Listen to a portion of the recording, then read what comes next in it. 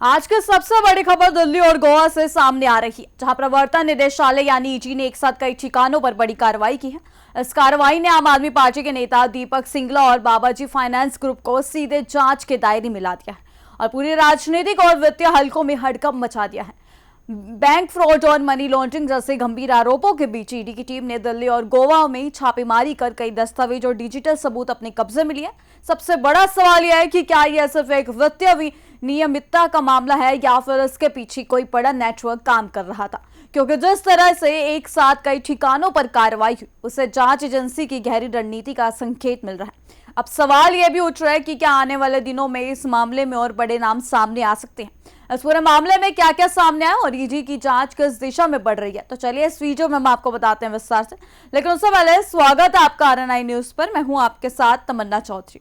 प्रवर्तन निदेशालय यानी ईडी ने दिल्ली और गोवा में मनी लॉन्ड्रिंग और बैंक फ्रॉड से जुड़े मामलों में बड़ी कार्रवाई की है। जांच एजेंसी ने आम आदमी पार्टी के नेता दीपक सिंगला और बाबाजी फाइनेंस ग्रुप से जुड़े कई ठिकानों पर एक साथ छापेमारी की। सूत्रों के मुताबिक ईडी ने कार्रवाई संदिग्ध वित्तीय लेन देन और बैंकिंग गड़बड़ियों से जुड़े इनपुट के आधार पर की।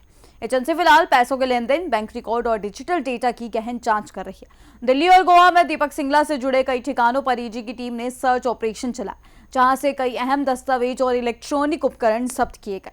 तो वहीं दूसरी बड़ी कार्रवाई दिल्ली के सुभाष नगर इलाके में की गई, जहां बाबाजी फाइनेंस ग्रुप से जुड़े राम सिंह के ठिकानों पर छापेमारी हुई। जांच एजेंसी के अनुसार बाबाजी फाइनेंस ग्रुप पर लोगों से करीब 180 करोड़ रुपए की धोखाधड़ी का आरोप है कि कंपनी ने जनता से ये रकम जमा की और बाद में इसे अलग अलग खातों में ट्रांसफर कर दिया। अब ईडी इस बात की जांच कर रही है कि इस पूरे पैसे का इस्तेमाल आखिर किन किन जगहों पर और किस तरह से किया गया। दिल्ली और गोवा में ईडी की बड़ी कार्यवाही ने राजनीतिक और वित्तीय हलकों में हलचल मचा दी है। जब जांच एजेंसी ने एक साथ कई ठिकानों पर छापेमारी की, पहली कार्यवाही आम आदमी पार्टी के नेता दीपक सिंगला से जुड़े मामलों में की गई, जहां बैंक फ्रॉड और मनी लॉन्ड्रिंग की जांच के तहत सर्च ऑपरेशन हुआ।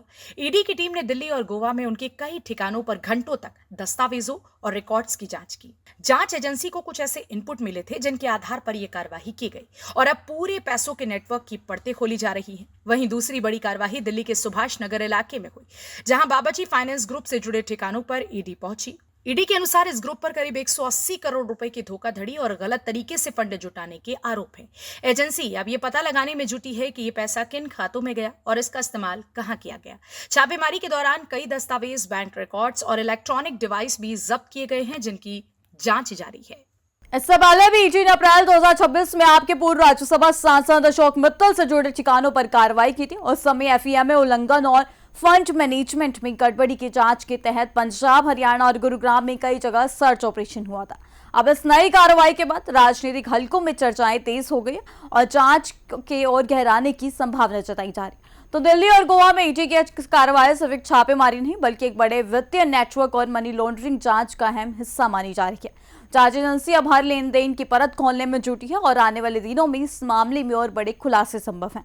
फिलहाल नजर इस बात पर टिकी है कि ईडी की जांच किस दिशा में आगे बढ़ती है और क्या इस मामले में कोई और बड़ा नाम सामने आता है या नहीं। फिलहाल इस खबर में बाकी की तमाम खबर जानने के लिए जुड़े रहिए हमारे साथ RNI न्यूज पर।